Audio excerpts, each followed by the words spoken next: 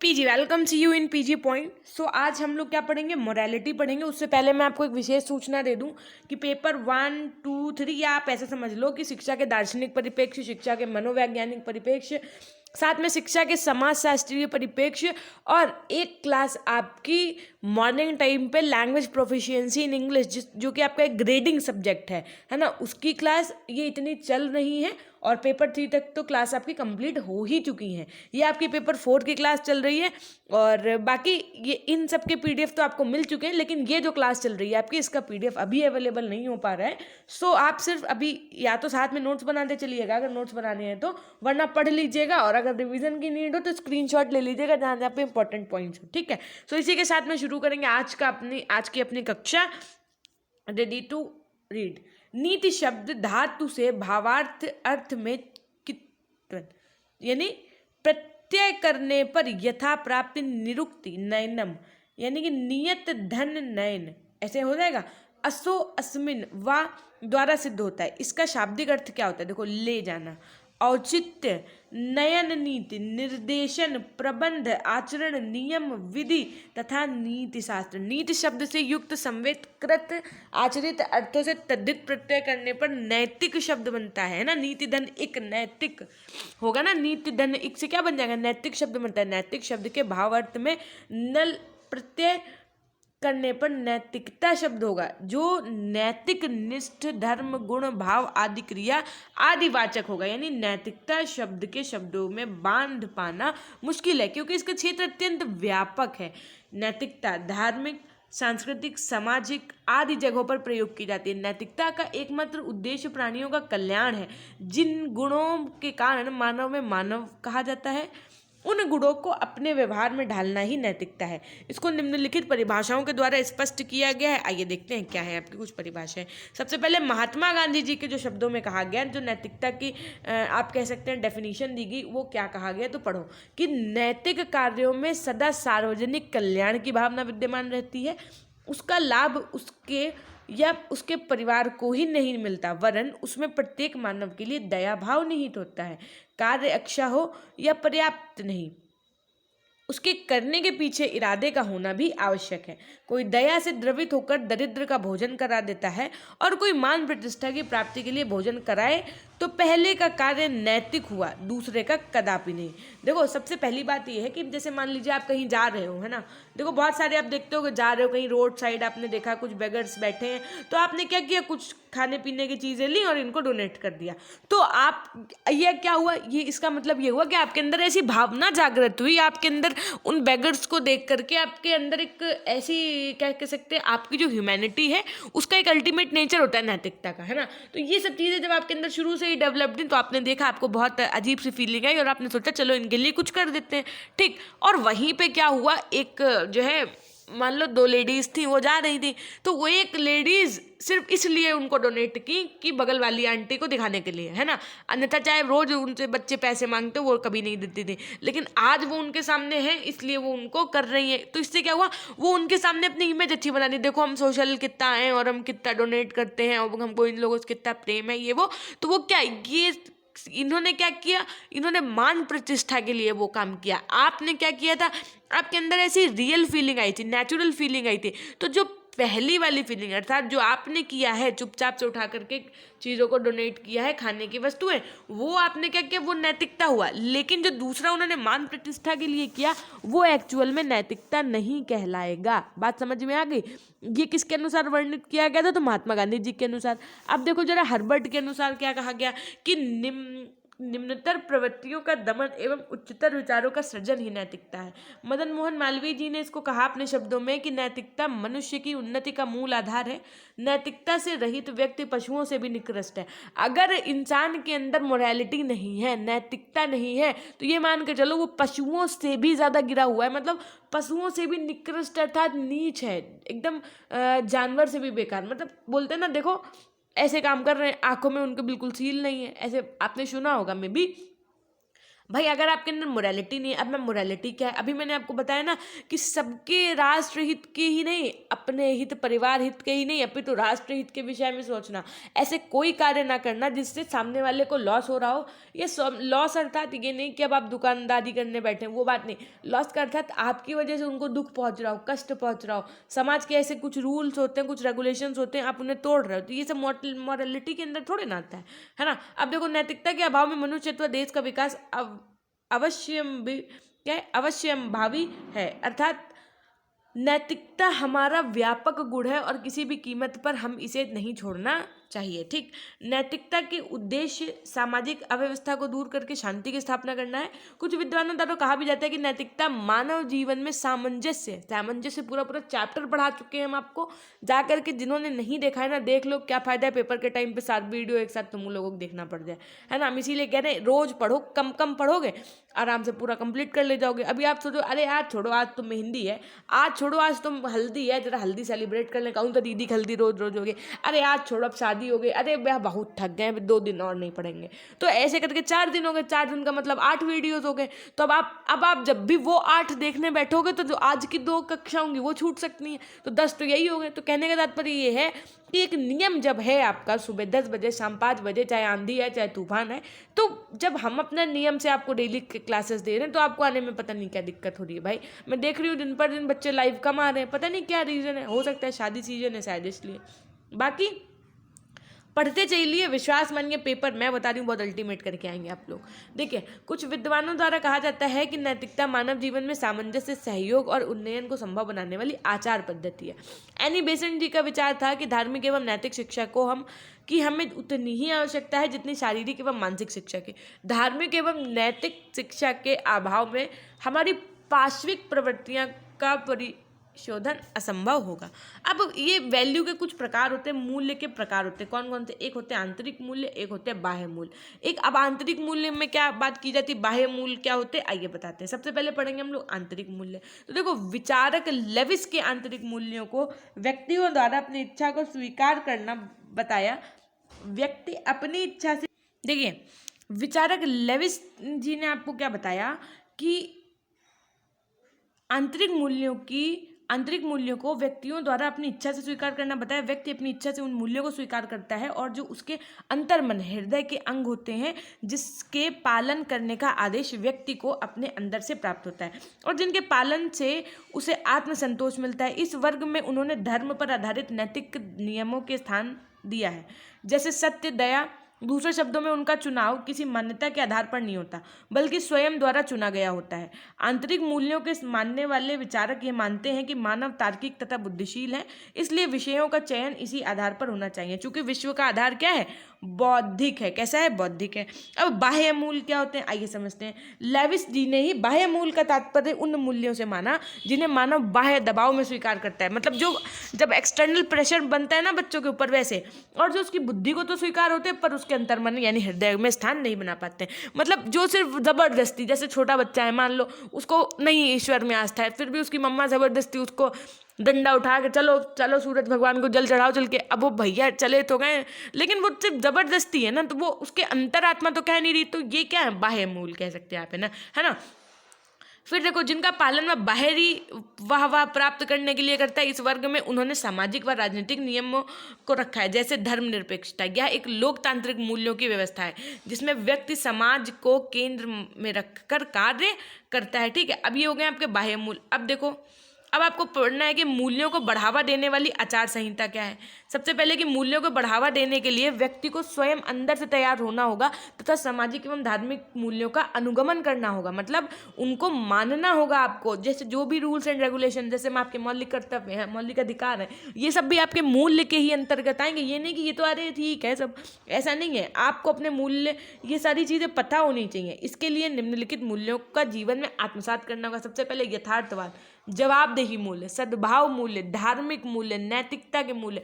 देखो यथार्थवाद, प्रकृतिवाद, इन सबकी क्लासेस मैं ऑलरेडी ले चुकी हूँ, एक बार आप लोग वो कक्षा जरूर ले लीजिएगा। अब देखो यहाँ पे हम एक एक करके आपको समझाएंगे कि यथार्थवाद मूल्य क्या है। यथार्थवाद मूल्य के अंतर्गत किसी वस्तु या घटना के वास्तविक रूप को ही वर्णित किया जाता है। यथार्थ को अंग्रेजी में क्या कहते हैं? रियलिटी। रियलिटी शब्द का प्रयोग किया जाता है। संस्कृत में इसके समानार्थी शब्द सत्य, वास्तव, तथ्य, यथार्थ है। मतलब इसका जो समानार्थी अर्थात जो इसके क्या कह सकते हैं आप सिनोनिम्स हैं, वो क्या है? रियल। यथार्थ का मतलब सच, सत्य जो आप बोलते हैं शायद वो, वास्तव कि रियल क्या है, एक्चुअल क्या है। आर्टिफिशियल तो मेकअप करके हम लोग सब जगह पहुंच जाएंगे, लेकिन एक्चुअल में रियल ब्यूटी हमारी क्या है, नेचुरल ब्यूटी हमारी क्या है। आप हमसे कैसे बिहेवियर कर रहे हैं, हम आपसे कैसे बातचीत कर रहे हैं, आप क्लास में आए हैं तो कितना आपने डेकोरम मेंटेन करके रखा हुआ है, या आप कहीं पे भी हैं तो अपनी बात को किस तरह से प्रस्तुत कर रहे हैं, ज़्यादा एग्रेसिव तो नहीं हो रहे। ये सब क्या है? ये सब आपकी रियलिटी है, जो आपकी नेचुरल ब्यूटी है, जिसे आप ट्रू ब्यूटी कहते हैं। फिर यथार्थ का मतलब क्या है? तथ्य पर आधारित बात। जैसे मान लीजिए आप अगर कहीं पे भी कोई बहस करना शुरू भी किए हैं तो पहले उस विषय की पूरी जानकारी रखिए ना, पता चले वो आपको ही आपकी बातों में फंसा दें। उस बात का क्या मीनिंग हुआ? तथ्यों से जुड़ी हुई बातों पर आप तर्क करिए, है ना। अब देखो संस्कृत में इसके समानार्थी शब्द, ये सब चीज़ों का मतलब मैंने आपको बता ही दिया। यथार्थ दो शब्दों से मिलकर बना है। यथा धन अर्थ, यथा अव्यय है, यथा क्या है? अव्यय है, जिसका हिंदी समानार्थी पद मतलब क्या है? जैसा। यथा का मतलब कैसा होता है? जैसा। अर्थ के प्रमुख हिंदी समानार्थी है जैसे वस्तु, द्रव्य, पदार्थ। यथार्थ का सामान्य अर्थ क्या हुआ? पूरा टोटल मिला दो यदि, तो जैसा होना चाहिए ठीक वैसा। देखो यथा, हम आपको फिर से समझाते हैं। धन अर्थ, यथा का मतलब क्या हुआ? हमने बताया आपको जैसा, मतलब सेम वैसे ही। जैसे अरे मान लो आप ऐसे बोलो कि अरे वो फलाने ने सूट खरीदा, अरे एकदम सेम वैसे ही सूट ले आई, तो मतलब यथा, आप जैसे एकदम वैसे ही सूट ले आई तो मतलब यथा वहाँ पे भी यूज़ होगा, लेकिन वो संस्कृत वर्ड है इसलिए आप लोग बोलते हैं अरे जैसे वो वैसे वो, है ना, बस सेम ही है लगभग, ठीक वैसे ही। अरे ठीक वैसे ही, बस कलर चेंज है, ऐसे बोलते हो। अरे अरे पता उन्होंने भी सेम वही गाड़ी खरीदी, बस उनको क्या हुआ, ठीक वैसी ही गाड़ी है, बस केवल उनकी वाइट है उनकी ब्लैक है, ऐसे बोलते हो ना। तो यथा का मतलब क्या हो गया? जैसा। और अर्थ के अंतर्गत में आपकी सब चीज़ें आ जाएंगी, जैसे वस्तु, द्रव्य, पदार्थ। तो जैसा होना चाहिए ठीक वैसा। व्यक्ति जैसा अंदर से हो वैसा ही सच्चा सामने से लोगों के नजर आए। ऐसा नहीं होना चाहिए कि मन में राम बगल में छुरी है, मिल जाए राम तो बताओ क्या होता है? मन में राम बगल में छुरी अर्थात क्या है कि भाई मन में तो राम है, मतलब आपके सामने तो अच्छे अच्छे बोल रहे हैं, लेकिन अगर वो बात सामने आ जाए या कुछ हो तो उसके बाद में जब वो चले गए तब तो बड़े प्यार, पहले तो बड़े प्यार से बोले, जब वो चले गए तो उनके 75 बुराई कर रहे हैं, है ना। तो ऐसी चीज़ें नहीं होनी चाहिए। जैसा आप जो आपको लग रहा है एक्चुअल में, जैसा व्यक्ति है, जैसा उसका नेचर, वैसे ही सबके सामने होने चाहिए। आज समाज में देखा जाता है कि लोगों के मन में कुछ और होता है और वो दिखाते कुछ और है, मतलब है कुछ और, दिखाते कुछ और है। इससे समाज में घृणा एवं अशांति की स्थिति बन जाती है। इसको दूर करने के लिए यह आवश्यक है कि व्यक्ति एवं बालकों को यथार्थ मूल्य ग्रहण करने की वकालत की जाए। यथार्थ मूल्यों के द्वारा ही व्यक्ति समाज में एक दूसरे से जुड़ सकता है तथा समाज में एकता की स्थापना हो सकती है। अतः यथार्थ मूल्यों को बच्चों में शिक्षा प्रदान करते समय देना आवश्यक है। मतलब जब आप छोटे छोटे बच्चों को पढ़ा रहे हैं तो वो ये सब चीज़ें आप उनको साथ में ही कवर करवाते चले। आप ऐसे समझ लो, उनके अंदर ऐसे भी वैल्यूज़ को डेवलपमेंट बहुत ज़रूरी है।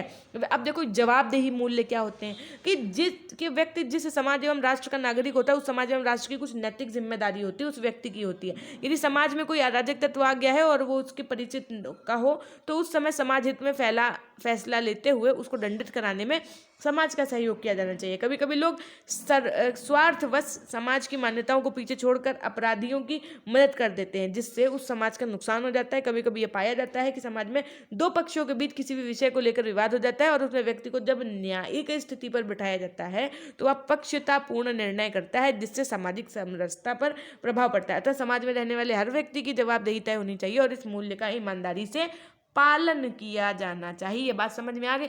इतनी सिंपल हिंदी लिखी है कि अगर आप, मैं सिर्फ बोल रही हूँ, अगर आप कंसंट्रेट मोड में बैठे भी हैं, मान लो कोई काम भी कर रहे हो और सिर्फ मेरी बातों को सुन रहे हैं ना, तब भी आप सीख जाएंगे, तब भी आपको समझ में आ जाएगा कि वहाँ पे क्या लिखना है आपको, ठीक। अब देखो कर्तव्य मूल क्या होता है कि मूल्यों को बढ़ावा देने के लिए हर व्यक्ति को निर्धारित कर्तव्यों का पालन करना चाहिए तथा शिक्षक को चाहिए कि बच्चों में अधिकारों के साथ साथ उनके कर्तव्यों का भी बोध कराया जाना चाहिए। कर्तव्य महत्वपूर्ण मूल्यों में से एक है जिसके द्वारा समाज एवं राष्ट्र को एक सही दिशा में ले जाया जा सकता है। इसके द्वारा ही एक सभ्य समाज की कल्पना की जा सकती है। आधुनिक समय में यह देखा जा रहा है कि बच्चों में अधिकारों के प्रति जागरूकता बढ़ी है, किंतु अपने कर्तव्यों के प्रति कोई इच्छा शक्ति नहीं उत्पन्न हो पा रही है। यदि कोई व्यक्ति रास्ते पर चोटिल होकर खड़ा है तो आज के युवा व्यस्तता का बहाना बनाकर अपने कर्तव्यों से भाग रहे हैं। अतः यह आवश्यक हो गया है, क्या आवश्यक हो गया है कि देखो, वेट कि मूल्यों की जानकारी एवं उसका आत्मीकरण बच्चों में कराया जाए, जिससे विश्व बंधुत्व यानी कि क्या फ्रेटर्निटी की भावना विकसित हो सके बच्चों के अंदर। पुराने समय में कर्तव्यता पर जोर दिया जाता था, परंतु समय के साथ शिक्षा व्यवस्था में कर्तव्य को महत्व कम कर दिया गया, जिसे आज इसे स्थापित करने की आवश्यकता है। बिना कर्तव्य मूल्यों का पालन के समाज को एक सूत्र में बांध पाना कठिन है। देखो, पहले क्या होता था, लोगों को अपने कर्तव्य पता होते थे, अपनी ड्यूटीज पता होती थी। वो बड़े हैं तो उनकी रिस्पेक्ट कर रहे हैं, वो छोटे हैं तो आए तो तुरंत उनके पैर छू रहे हैं, ये। और इसके साथ में भी बहुत सी चीज़ें होती थी, पैर छूना ही केवल कर्तव्य नहीं है, और भी बहुत सी चीज़ें होती थी। लेकिन अब के समय में क्या इतना उस चीज़ को क्या हुआ है, नहीं महत्वपूर्ण समझा गया, और उसको अपने सिलेबस से भी इतना नहीं जोड़ा रखा गया। लेकिन ये क्या है, ये क्या अपना राष्ट्र देश जो है अपना, इसके हर एक नागरिक को एक समूह में पिरो के रख पाएंगे? नहीं। इससे क्या होगा, चीज़ें इधर उधर हो जाएंगी, है ना। अब देखो, सद्भाव मूल्य का मतलब सिर्फ यही है, देखो, कि सबके जाति धर्म भाषा लिंग आधार पर भेदभाव ना हो, है ना। ये सब चीज़ें नहीं होनी चाहिए लोगों के अंतर्गत, क्या अरे वो मेल है, वो फीमेल है, वो इस जाति के हैं, वो उस बात के, ये सब चीज़ें नहीं होनी चाहिए। धर्म मूल्य क्या है कि देखो, धर्म किसी एक या अधिक पारलौकिक शक्ति में विश्वास और इसके साथ इससे जुड़े हुए रीति रिवाज, परंपरा, पूजा पद्धति और दर्शन का समूह है। वास्तव में धर्म संप्रदाय नहीं है, जिंदगी में हमें जो धारण करना चाहिए वही धर्म है। देखो, धर्म ये नहीं है कि आप सुबह उठें 4 बजे पहले ब्रह्म मुहूर्त में पूजन करें, है ना, उसके बाद में आप व्रत रहें, ये धर्म नहीं है। बोलते हैं ना, कर्म यूँ पूजा है, वैसे ही धर्म आपका क्या है, आपका धर्म जो है वो एक्चुअल में आपको पता है, वो भले आप निभा नहीं रहे हो। अर्थात इस समय आप क्या है, एक स्टूडेंट लाइफ में है, और एक में भी जो कुशल गृहिणी है हमारी कक्षा में, वो एक पारिवारिक जीवन में भी है, तो उनकी अपनी अलग जिम्मेदारियां होती हैं, और ये जिम्मेदारियां आपको सबको पता है, बस आप उन्हें निभाइए अच्छे से, यही आपका धर्म है। जहाँ आप समाज में खड़े होइए, वहाँ गालियाँ हो रही हैं, ये हो रही हैं, आप भी उसमें शामिल हो गए, तो फिर क्या ही मीनिंग हुआ, आप में और उनमें क्या अंतर रह गया, है ना। तो इन सब चीज़ों को क्या करना है, आपको बिल्कुल ख़त्म करना है, और इस राष्ट्र को, इस देश को एक समूह में, एक माला में पिरो करके रखना है ना। ये आपके कुछ धर्म, वो क्या हो गए, धर्म मूल्य हो गए, है ना। अब देखो, धर्म मूल्य को बढ़ावा देने वाला प्रमुख कारक क्या है कि प्रत्येक धर्म को के केंद्र में मानवता होती है। क्या होती है, किसको हम लोग लेते हैं, किसको, केंद्र को, ठीक। मतलब केंद्र में क्या होती है, मानवता ही होती है। सभी धर्मों के मूल्यों का सार क्या होता है, आप किसी भी धर्म को ले लीजिए, हिंदू, मुस्लिम, सिख, ईसाई, कोई भी धर्म, जैन, बौद्ध, उन सब का जब आप कंक्लूजन निकालेंगे ना, तो आपको कंक्लूजन एक ही मिलेगा, वो क्या, कि आपने उस बाइबल को, उस कुरान को, गीता को जब भी पढ़ा, तो उसमें आपको क्या सिखाया गया, कि क्या सिखाया गया, अहिंसा, प्रेम, त्याग एवं विश्व बंधुत्व की भावना को स्वीकार करना तथा धर्म के अनुयायी व्यक्तियों को उसका पालन करने की अपेक्षा करता है। मतलब यदि आप किसी धर्म से जुड़े हुए हैं तो आपको, आपके अंदर ये सब फीलिंग्स आध्यात्मिक रूप से स्वतः ही आ जाएंगी, है ना, और आप उनका पालन करेंगे। धर्म सबको साथ लेकर चलने की वकालत करती है और इंसानियत को सर्वोपरि मानती है, ठीक है। तो ये हो गए आपके धर्म मूल्य। सो यहाँ से करेंगे अपने सेशन को एंड, और कल हम लोग पढ़ेंगे मूल्य शिक्षा की प्रक्रिया, ठीक है। सो कैसी रही आज की कक्षा, कमेंट सेक्शन में कमेंट करना ना भूलिएगा, वीडियो को लाइक करना नहीं भूलिएगा। पता नहीं आप लोग क्यों नहीं लाइक कर रहे हैं, एक तो इस समय लाइव भी कम आ रहे हैं, अब मैं क्या ही कहूँ, बस सैड फील हो जाता है जब ये सब लोग नहीं आते हैं ना, और कुछ नहीं। और बाकी मेरा तो कर्तव्य है, मैं क्लास तो आपकी पूरी कंप्लीट करवाऊंगी ही, क्योंकि जब मैंने शुरू में बोल दिया था कि ये मेरी जिम्मेदारी है, सो अब मेरी जिम्मेदारी है, अगर एक भी बच्चा नहीं आएगा ना, तब भी मैं क्लास ज़रूर करूँगी, उसकी टेंशन नहीं लेना कि हम क्लास नहीं करेंगे अगर हम लाइक और कमेंट नहीं करेंगे। इट्स अप टू यू, अगर अच्छा लग रहा है सो करो, नहीं मन है नहीं करो, आज़ाद देश के आज़ाद नागरिक हैं आप सब, है ना। सो थैंक यू एंड हमेशा की तरह लिख दीजिए अपनों के लिए, हमेशा खुश रहिए, मुस्कुराते रहिए, कभी अपने लिए तो कभी अपनों के लिए। Till then take care, bye bye, meet up with you in next class, okay.